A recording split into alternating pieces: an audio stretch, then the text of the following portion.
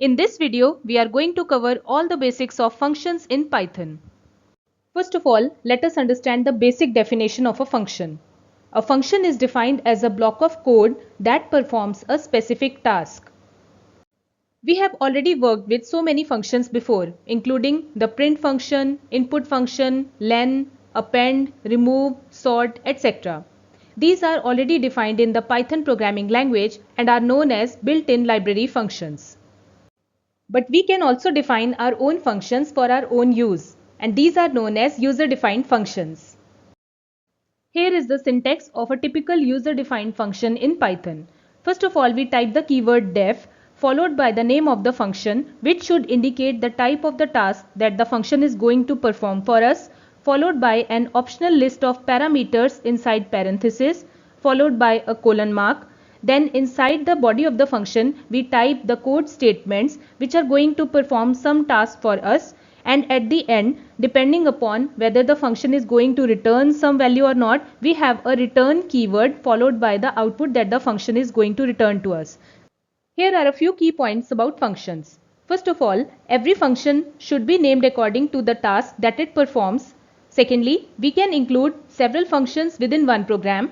And lastly, a function executes only when it is called. So guys, let us understand how functions work in Python.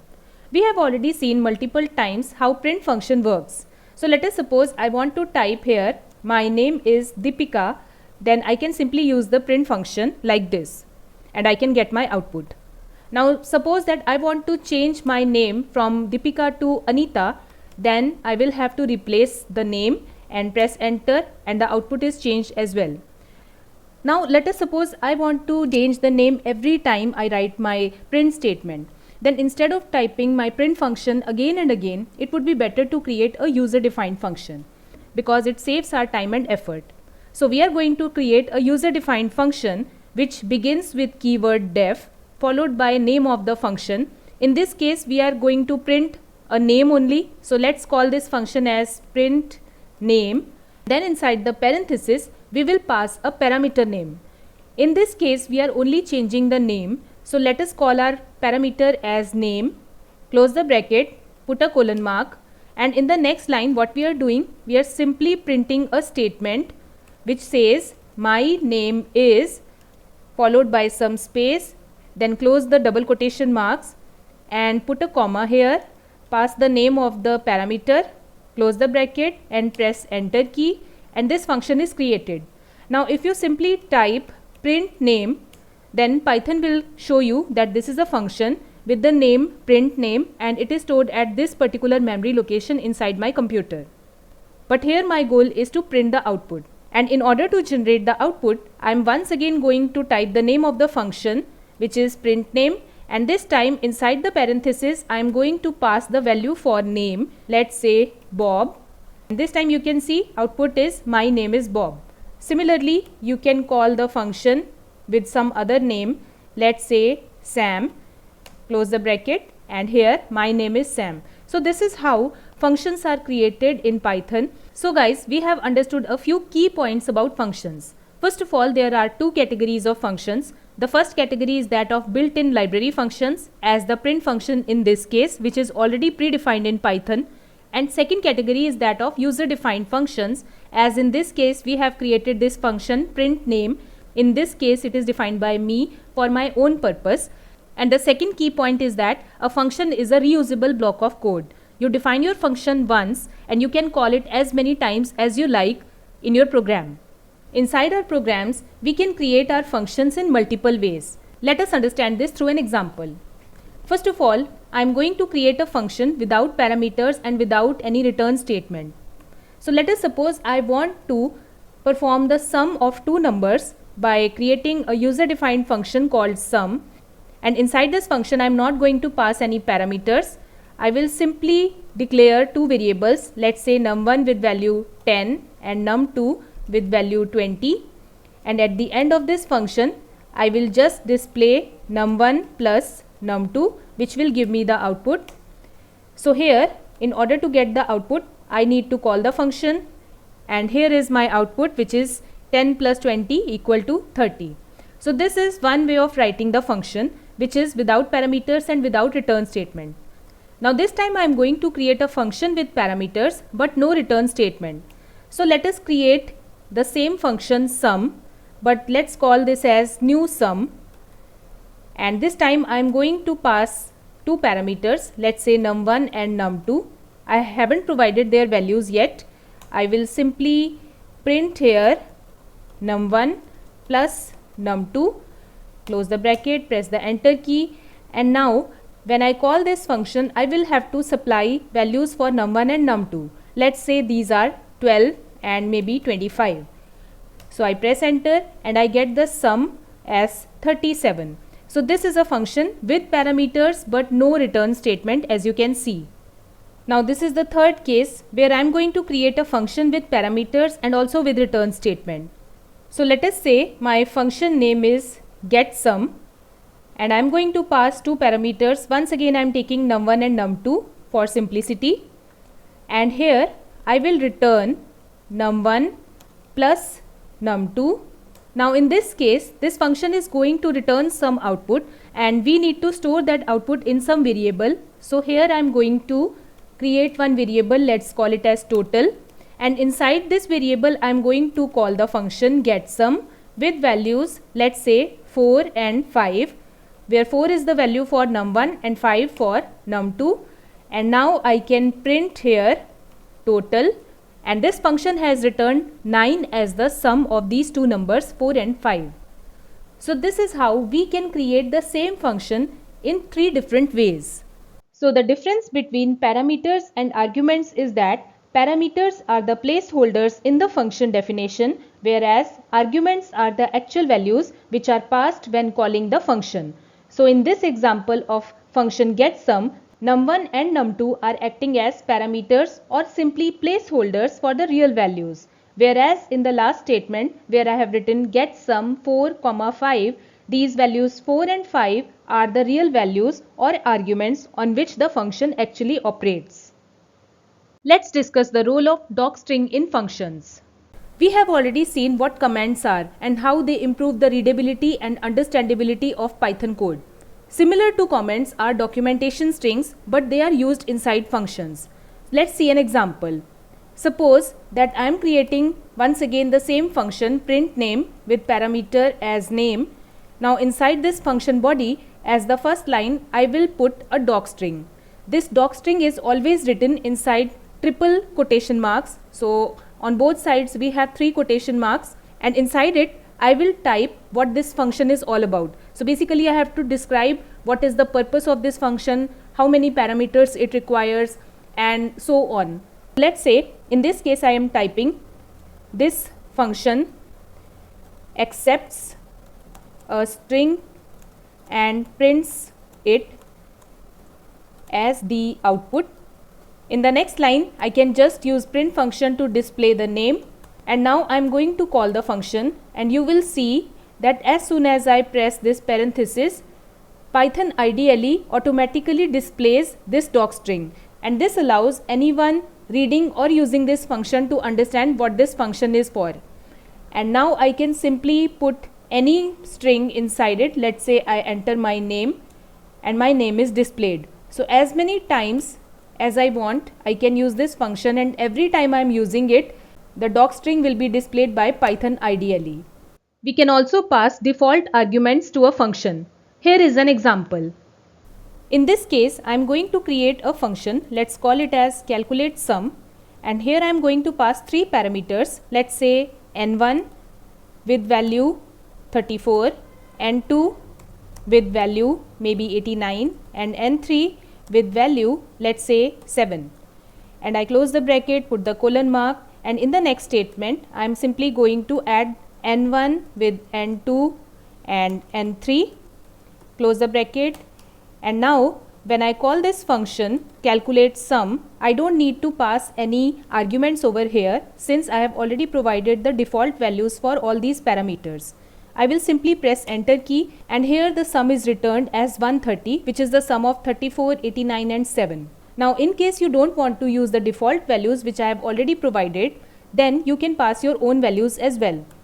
So calculate sum and here let's suppose I want to add 1, 2 and 3.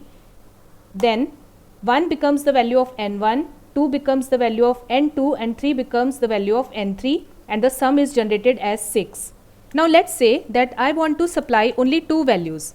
Then my first value, let's suppose it is 10, will become the value for my first parameter, which is n1, and my second value will become the value for second parameter n2, and the third value will be automatically taken as 7 because that was the default value for n3. Python will accept the default value and generate the total sum as 37 in this case.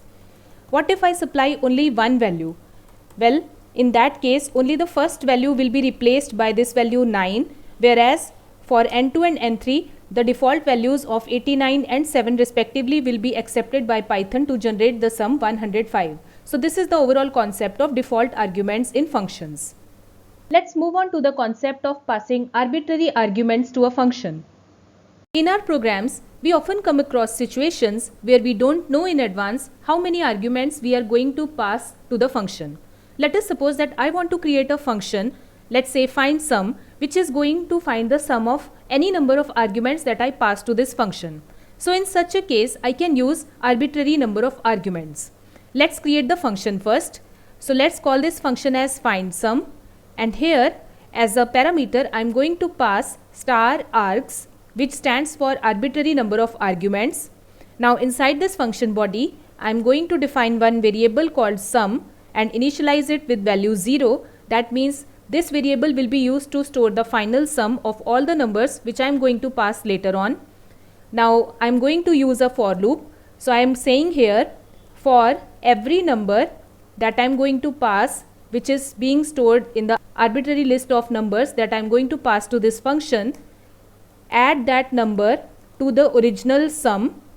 So sum equal to sum plus number, and at the end outside the for loop print this sum. Now I am going to call this function. Let's say I'll first call it with two values, let's say 10 and 20. So it gives me sum equal to 30. Now once again I am going to call this function but with more number of values. So let's say 17, 16, 15, 14, and this time I got sum as 62. So here you can pass any number of values and this function will still be able to find the sum of all the values that are being passed to it. This is how arbitrary arguments work in functions in Python. We can even pass an entire data collection to a function. Let's see a few examples. So let us suppose I have a list called fruits, inside which I am going to pass a few fruit names. So here I have inserted 4 fruit names inside my list. I am also going to create one tuple here. Let's call it as my tuple. And inside this tuple I am going to pass just a few random values. So my tuple is also ready, and now I am going to create one set also. Let's say it is a set of numbers with values 1, 2, 3, 4 and 5. Let us now create a function. Let's say its name is print items, and here I am going to pass collection as the name of the parameter. Then inside this function I am going to type for item in collection print item, and my function definition is ready. Now what I am going to do, I will call this function called print items with the list which I created in the first place, and you can see all the fruit names are displayed here. Now I am going to call the same function but with my tuple, and this time I got all the tuple items as the output. And finally I can pass here inside the function the set of numbers that I created. So here all the set numbers are also displaying. So this means inside a function we can pass any collection. Let us also pass a dictionary to this function. So first of all I have created a dictionary called employee with 3 keys. First key is name with value Tina, second key is ID with value 1001, and third key is salary with value 50,000. Now I am going to define the same function which is print items, and here I will pass collection as the parameter name. Now in this case I am going to print all the key names and all the values for the dictionary that I am passing inside the function. So here I will type for key comma value in collection dot items, and now I am going to print here key value pairs using f string.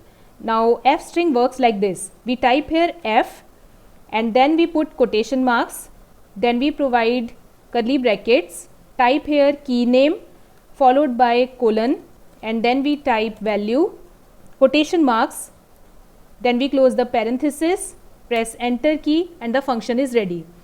So what I have done in this last statement, this f indicates that this is an f string. It will directly insert the values of key and value into this string. Now I am going to call the function print items with the name of my dictionary employee, and as soon as I press enter, I get to see all the key value pairs being displayed as the output. Alright everyone, we have discussed all the basics of Python so far, and now here is a challenge for you. I am giving you a few practice exercises. Try them on your own, and if you come up with any problem, please mention in the comments below. I will surely answer it. So guys, in this video we have learned how functions help in organizing the code by making it modular. That means we can divide a larger code into smaller functions, which ultimately improves the understandability and maintenance of the code. And also, functions make code reusable. We can create the function once and use it as many times as we like. Well everyone, that's all for this video. In the next video, I will see you with lambda functions, map and filter functions, and recursive functions with examples. If you found this video helpful, then don't forget to share it with your friends. Also, like and comment on this video and subscribe my channel Programming Horizons for more videos like this.